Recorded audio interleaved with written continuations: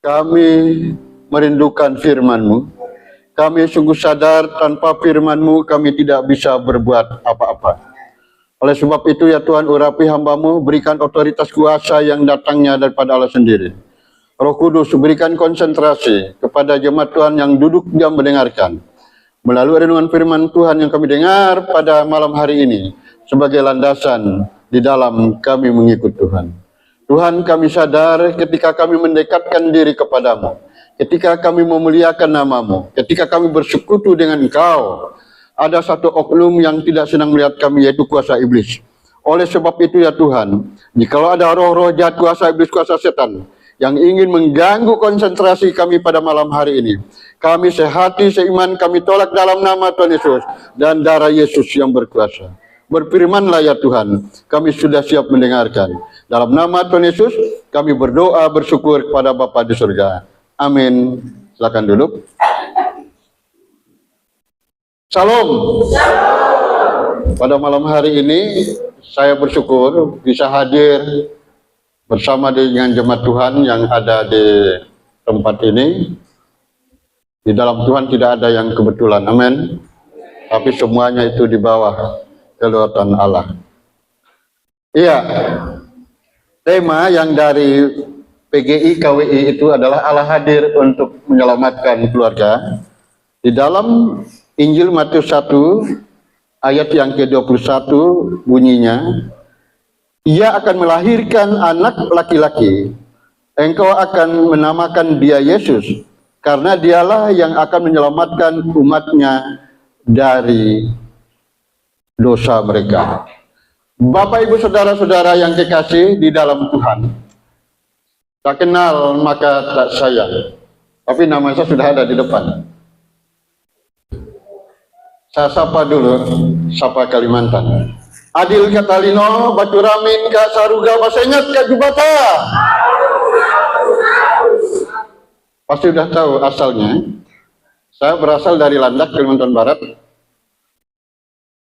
Saya sebagai Sekum di Badan Pengurus Sinode Gereja Kristen Setia Indonesia.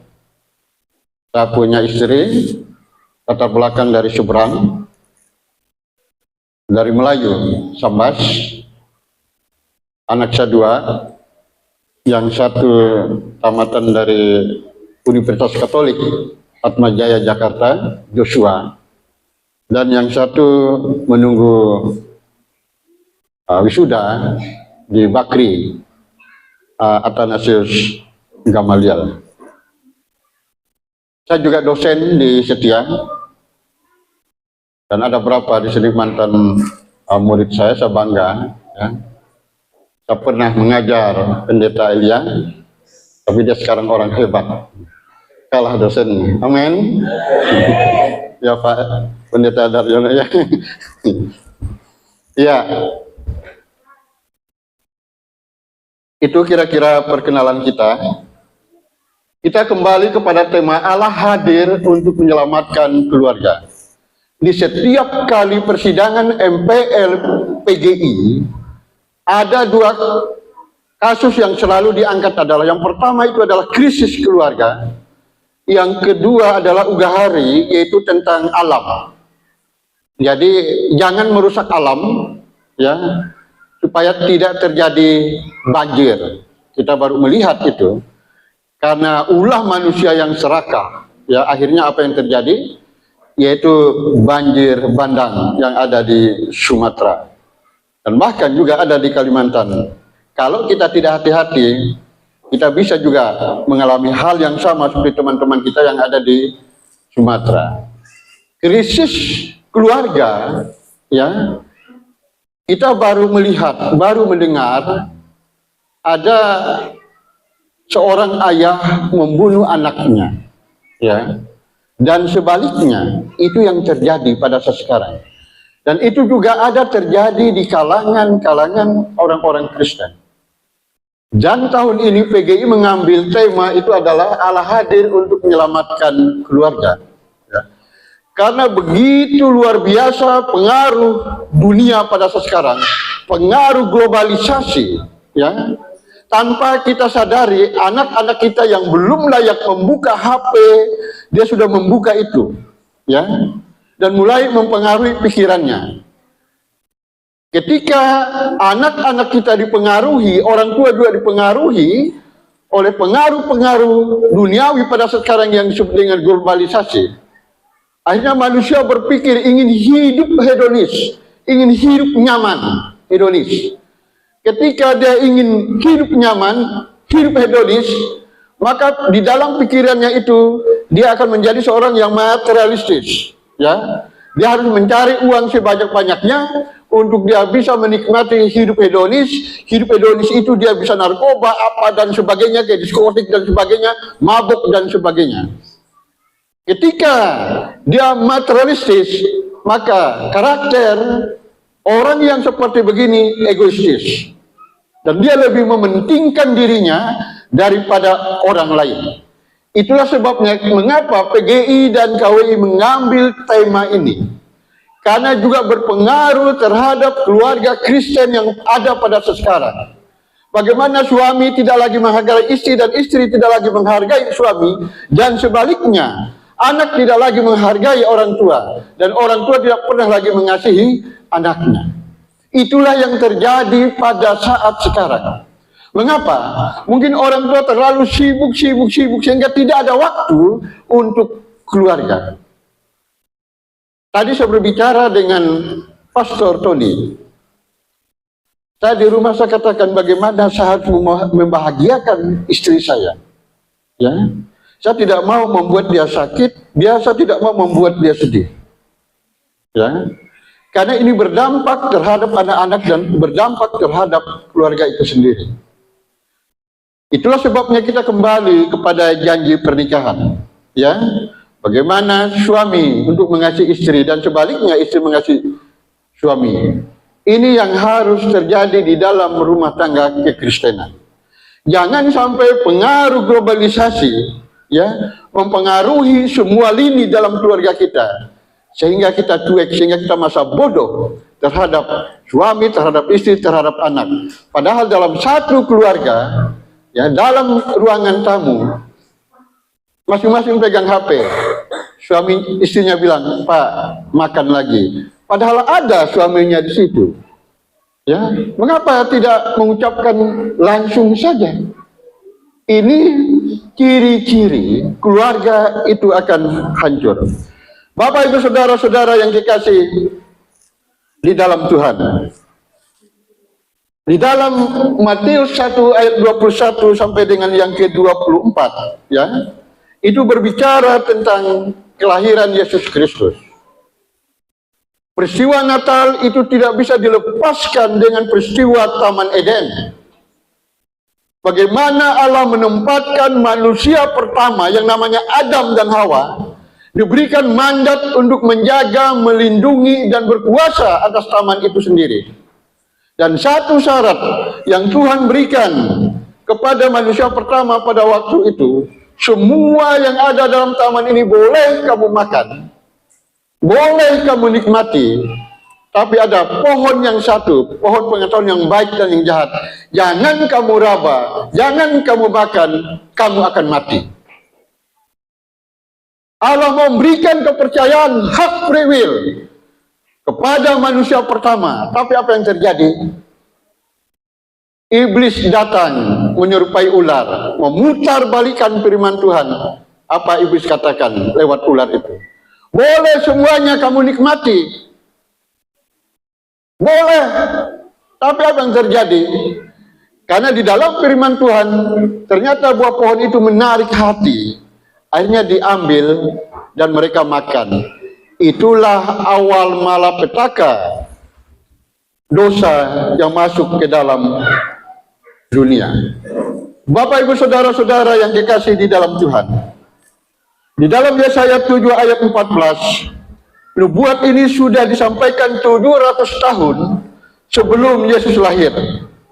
Seorang anak akan lahir dan seorang perawan, dari seorang perawan, anak yang akan dinamakan Immanuel, suatu istilah Yunani yang berarti Allah menyertai kita.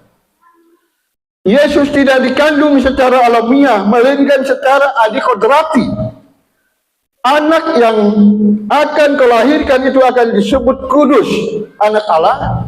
Di dalam Lukas 1 ayat 35, putra Allah yang sudah ada sejak praeksistensi, yang mengambil natur manusia dan memakai daging dan darah manusia, suatu mukjizat yang melampaui keterbatasan pemahaman akal dan pikiran manusia. Oleh sebab itu Thomas Aquinas berpendapat bahwa alasan Kristus berinkarnasi adalah karena masuknya dosa ke dalam dunia. Tetapi inkarnasi tentu sudah ada dalam rencana Allah yang kekal. Di dalam Yohanes 1 ayat 1, pada mulanya adalah firman, firman itu bersama-sama dengan Allah, dan firman itu adalah Allah. Dengan hidup dan menderita selaku manusia, Yesus turut merasakan kelemahan kita. Ibrani 4 ayat 15 dan yang ke-16. Bapak Ibu saudara-saudara yang kekasih di dalam Tuhan, kejatuhan manusia pertama, putusnya hubungan antara Allah dan manusia. Dan oleh sebab itu, Allah Bapa mempunyai misi untuk menyelamatkan umat manusia, yaitu mengirim anak yang tunggal, yaitu Yesus Kristus. Ada pertanyaan ketika saya mengajar, pertanyaan dari mahasiswa.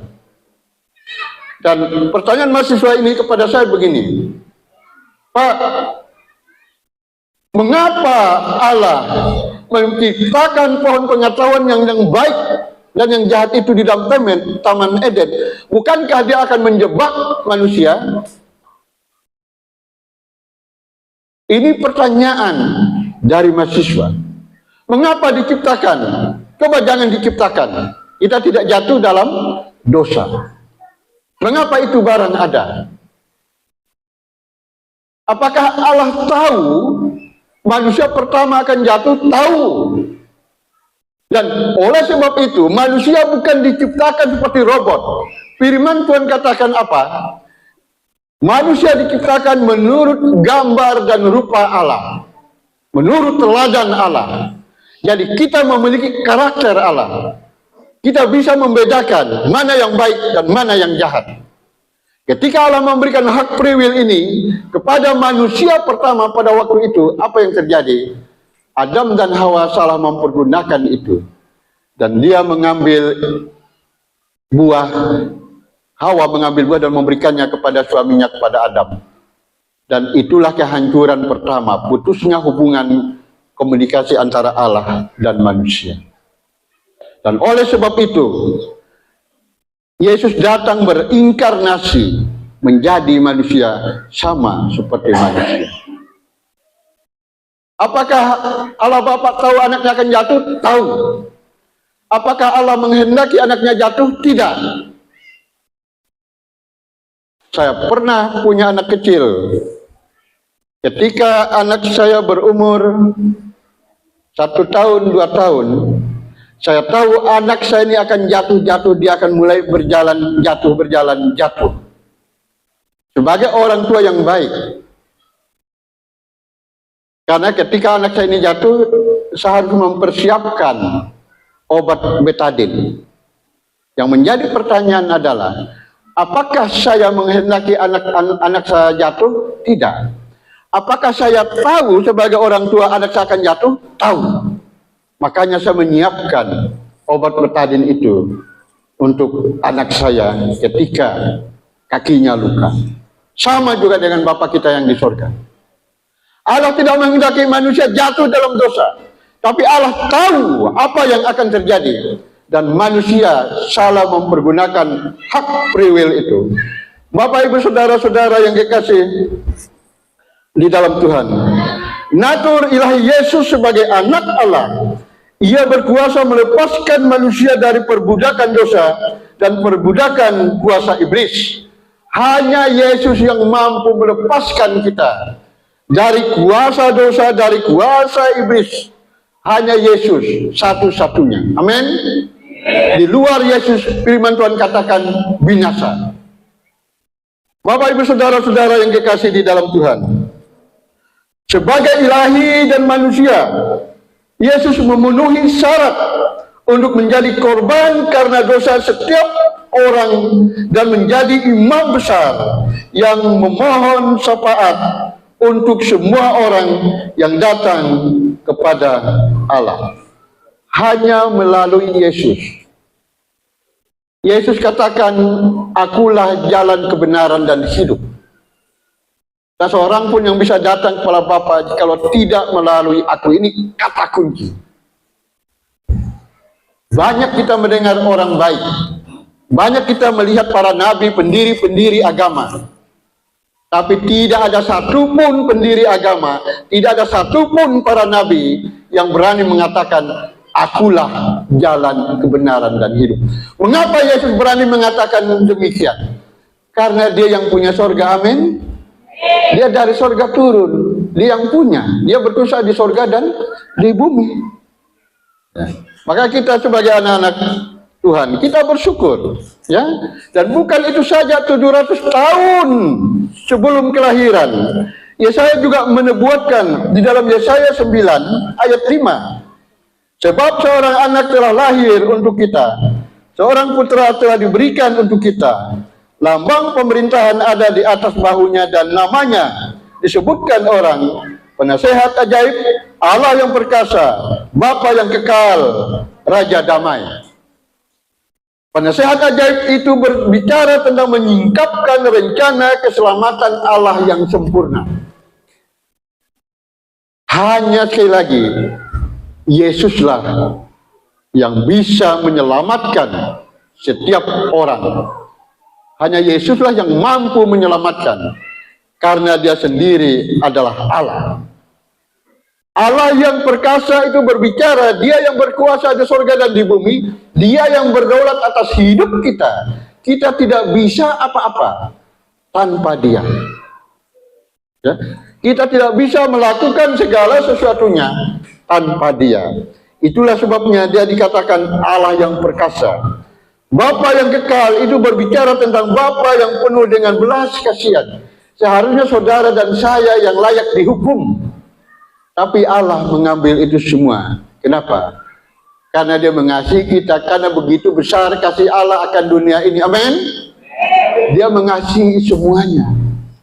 Kadangkala kita bandel, ya. Kadangkala kita jauh dari dia, tapi dia tetap mengasihi dan mengasihi. Berbicara dengan Raja Damai, Raja Damai berarti pemerintahannya akan membawa damai dengan Allah bagi umat manusia melalui pembebasan dari dosa dan kematian. Roma 5 ayat 1, Roma 8 dan ayat yang kedua. Hanya bersama Tuhan, bersama Yesus, itu ada kedamaian.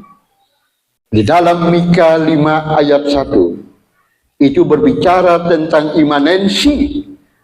Allah adalah keterlibatannya dengan wilayah ciptaannya. Karena ia absolut, ia mengambil kontrol segala sesuatu, mengintervensi segala sesuatu, menginterpretasi segala sesuatu, dan mengevaluasi segala sesuatu.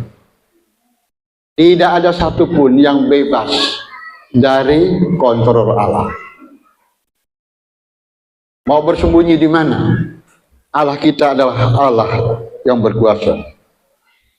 Allah yang berkuasa, Allah yang transenden, Allah yang melampaui segala akal, pikiran, dan kemampuan manusia untuk melakukan sesuatu. Itulah Allah kita. Allah yang kita peringati, Allah yang kita rayakan pada malam hari ini adalah Allah yang imanen, Allah yang transenden, yang melampaui akal dan pikiran kita. Itulah Allah. Dan oleh sebab itu, firman Tuhan di dalam Yohanes 3 ayat 16, karena begitu besar kasih Allah akan dunia ini, sehingga ia telah mengaruniakan anak yang tunggal, supaya setiap orang yang percaya kepadanya tidak binasa, melainkan beroleh hidup yang kekal. Allah mengasihi kita sehingga kita merayakan kelahirannya pada malam hari ini. Tadi saya katakan seharusnya saudara dan saya yang patut dihukum, tapi dia tetap mengasihi. Ketika manusia jatuh ke dalam dosa, Adam dan Hawa tahu dia telanjang, tahu membedakan mana yang baik dan yang jahat, dan dia bersembunyi di balik semak-semak, dan Allah datang. Adam, di manakah engkau? Yang diberikan tugas untuk menjaga, melindungi taman ini. Adam, di manakah engkau? Yang diberikan tugas untuk memberikan nama-nama binatang. Dan Adam, di manakah engkau? Mereka malu, mereka telanjang karena berdosa. Dosa adalah pelanggaran terhadap hukum Allah, dan upah dosa adalah maut. Dan apa yang terjadi? Setelah dosa masuk ke dalam dunia, setelah dosa merasuk ke dalam dunia, mulai ada iri, dengki, benci, pembunuhan yang terjadi. Kakak membunuh adik, Habel dan Kain, kita melihat ceritanya. Kain cemburu, masalah persembahan yang diterima oleh Tuhan. Dia membunuh adiknya karena iri, dengki, dan itulah dan terus menerus. Makanya iri, dengki, benci itu memang sudah ada dari dulu ketika manusia jatuh dalam dosa. Ketika Kain dan Habel ada suatu kecemburuan, bayangkan saja adik.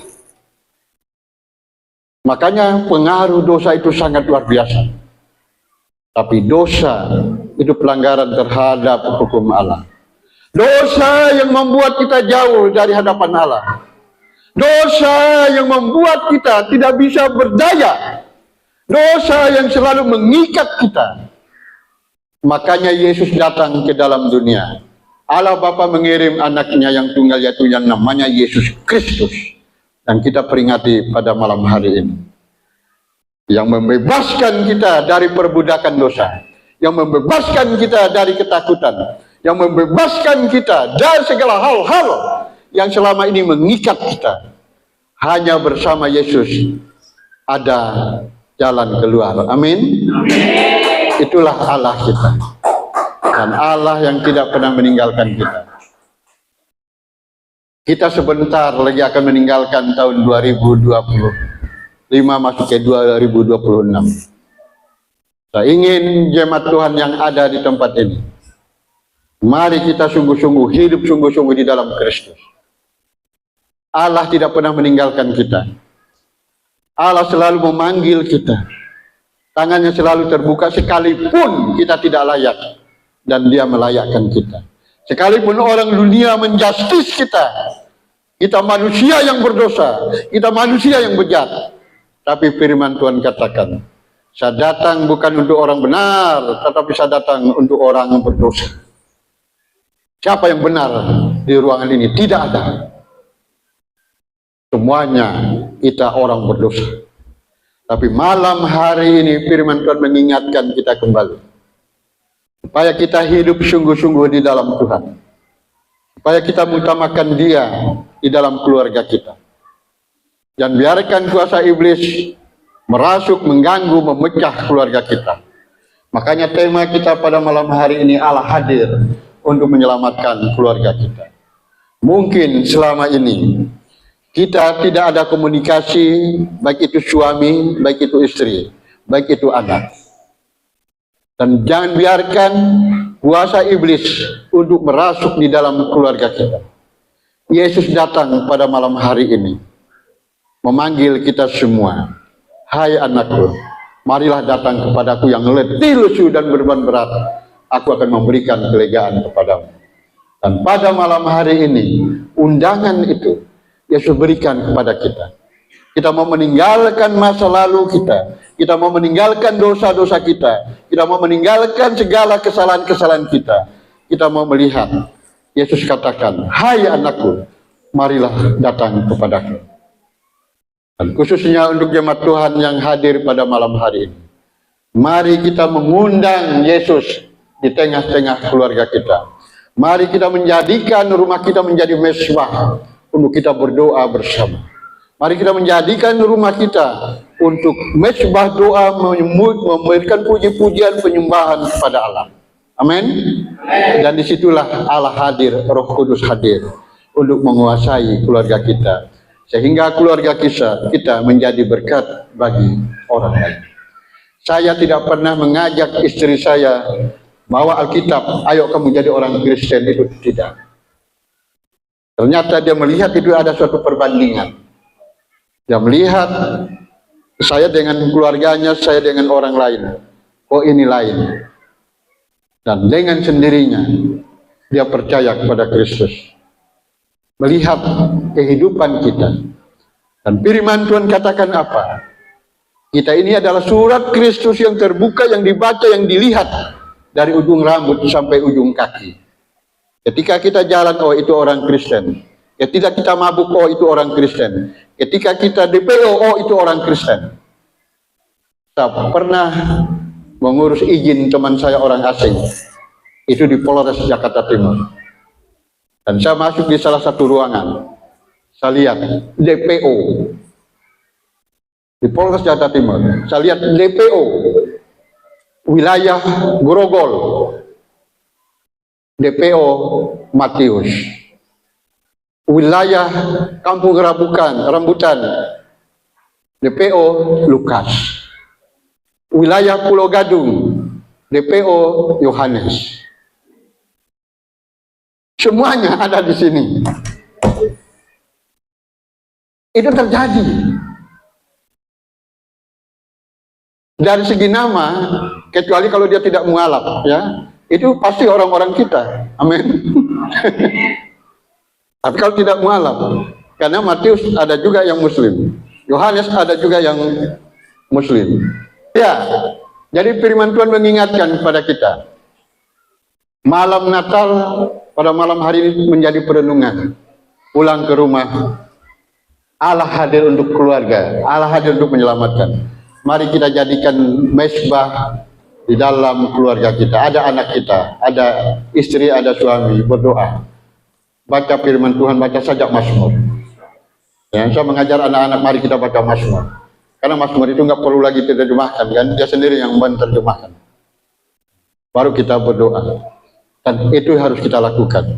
Sekali lagi, kalau kita tidak membentengi anak-anak kita, ya, yang remaja-remaja ini, dengan firman Tuhan yang begitu ketat, anak kita akan bisa terjerumus. Anak kita bisa akan terjerumus kenakalan, narkoba, perkelahian dan sebagainya. Karena kita tidak membekali anak kita dengan firman Tuhan. Itulah sebabnya mengapa KWI dan PGI mengambil tema ini. Karena begitu banyak keluarga-keluarga Kristen yang hancur. 2 tahun 3 tahun cerai, 2 tahun 3 tahun cerai. Padahal janji pernikahan di depan Tuhan sampai maut yang memisahkan.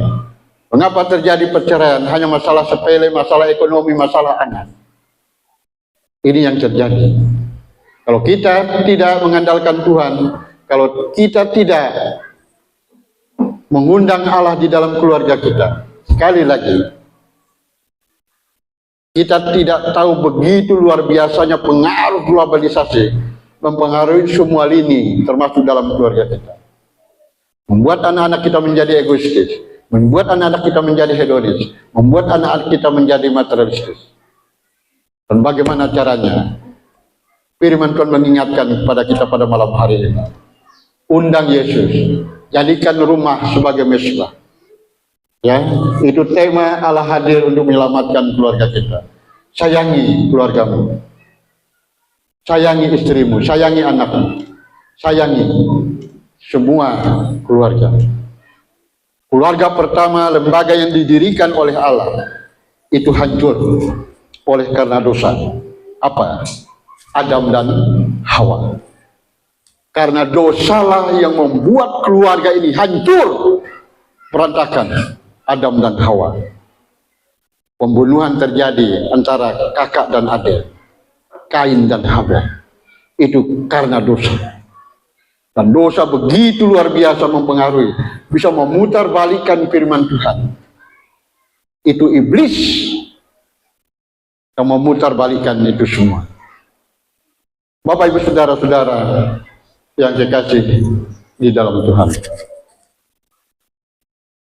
Ada seorang akrobat yang begitu terkenal di Amerika. Dan seorang akrobat ini, dia meniti tali ketinggian 100 meter dari gedung A ke gedung B. Dia melenggang-lenggok, dan ditonton orang ribuan.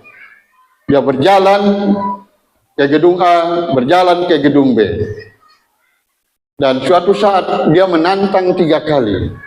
Hai penonton, siapa yang berani ikut saya? Mari kita jalan meniti tali ini dari gedung A ke gedung B. Tidak ada. Tantangan yang kedua, siapa yang berani ikut saya? Mari kita jalan dari gedung A ke gedung B. Itu meniti tali. Kalau jatuh mati, nggak akan hidup. Dan tantangan yang ketiga, siapa yang berani angkat tangan? Anak kecil umur 8 tahun. Dan anak kecil ini angkat tangan, saya berani.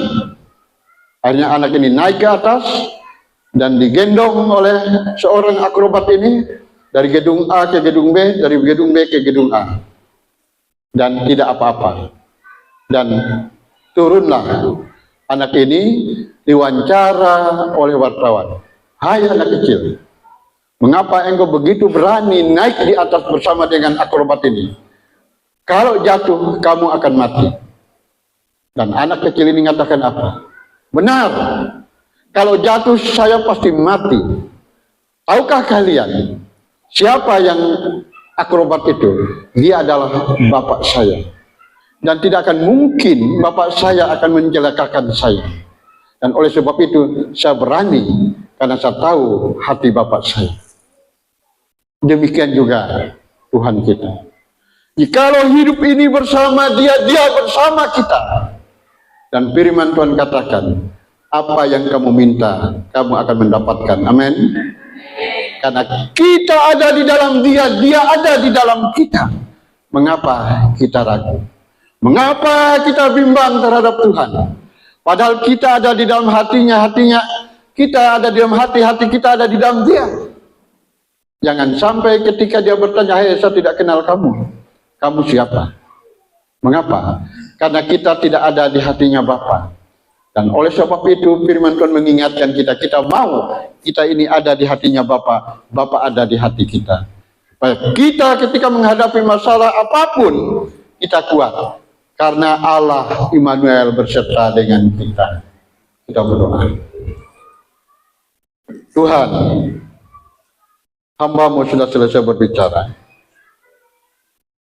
Roh Kudus Engkau materikan kepada yang hadir pada malam hari ini. Kami sadar tanpa firman-Mu kami tidak bisa melakukan segala sesuatu. Terima kasih Tuhan atas firman-Mu yang mengingatkan pada kami. Supaya kami tetap di dalam Tuhan di dalam kami. Inilah hidup kami Tuhan. Inilah keluarga kami. Inilah suami kami, anak kami, istri kami Tuhan. Engkau jaga dan lindungi. Biarlah di hari Natal ini Kristus lahir, Kristus datang di tengah-tengah keluarga kami. Terima kasih ya Bapa. Dalam nama Tuhan Yesus kami berdoa bersyukur kepada Bapa di surga. Amin. Ya, kita berikan aplaus untuk Tuhan.